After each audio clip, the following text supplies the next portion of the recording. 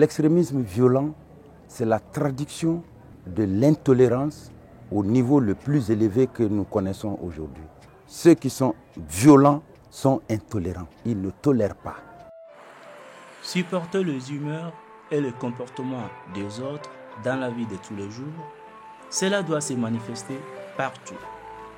Dans la famille, au lieu de travail, en passant par la circulation.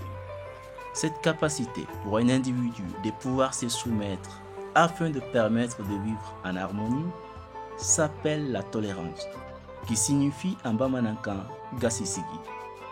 Une vertu qui permet d'effacer les différences entre les hommes.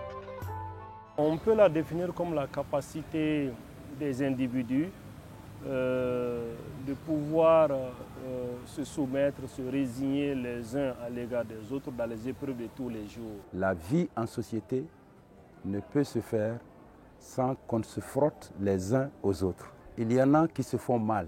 Le mal peut être verbal, le mal peut être physique, le mal peut être moral. Puisqu'on est obligé de continuer à se frotter les uns aux autres et les uns contre les autres, c'est en ce moment qu'intervient la tolérance. La tolérance doit être une règle à tous les niveaux. En dépit des divergences de vues, il faut tolérer, accepter et respecter les autres. Autrement dit, c'est le respect de la personne humaine, alors, malgré les différences qu'on a l'un envers l'autre. Nous sommes différents en culture. Okay? Mais quand on parvient au moins à cohabiter, à habiter ensemble, on dit qu'on est tolérant. Et ça, au moins, comment dire la tolérance. Les pères et les fils ne peuvent pas être dans un même parti politique. Donc, s'ils regardent les problèmes du parti, ils peuvent se créer des problèmes. Ils peuvent se faire des histoires.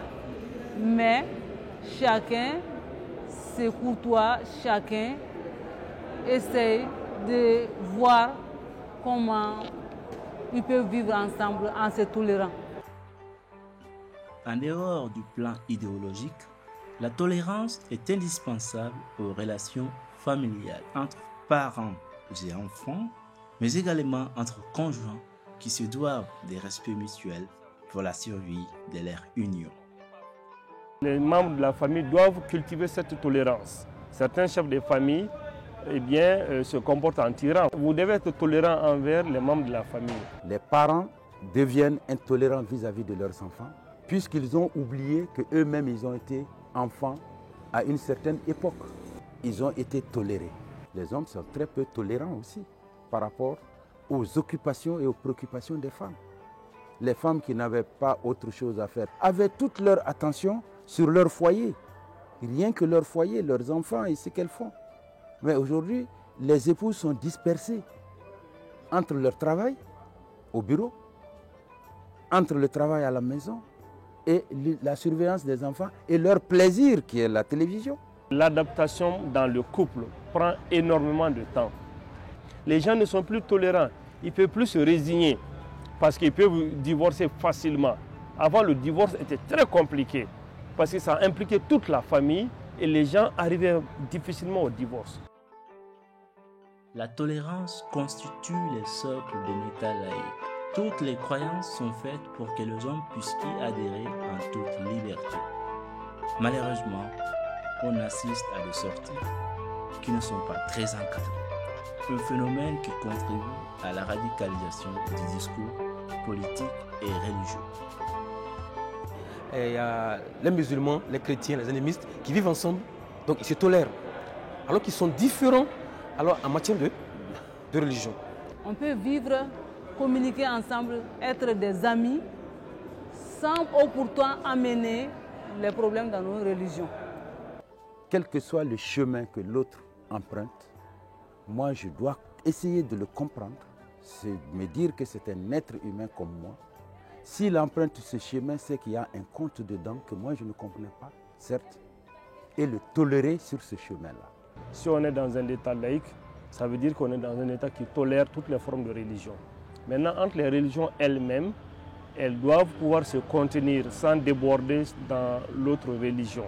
Ça veut dire quoi? Que les différentes religions, que ce soit l'islam, le christianisme ou les religions dites traditionnelles, doivent pouvoir se côtoyer sans se créer des dommages. S'il n'y a pas de tolérance, chacun reste sur ses gardes vis-à-vis de l'autre. Chacun se dit, c'est moi qui ai raison et ma raison s'impose à tout le monde.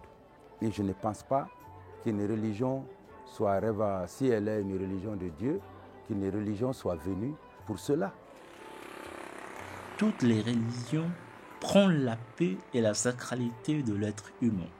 Tout discours qui fait l'apologie de l'extrémisme est au service de l'obscurantisme.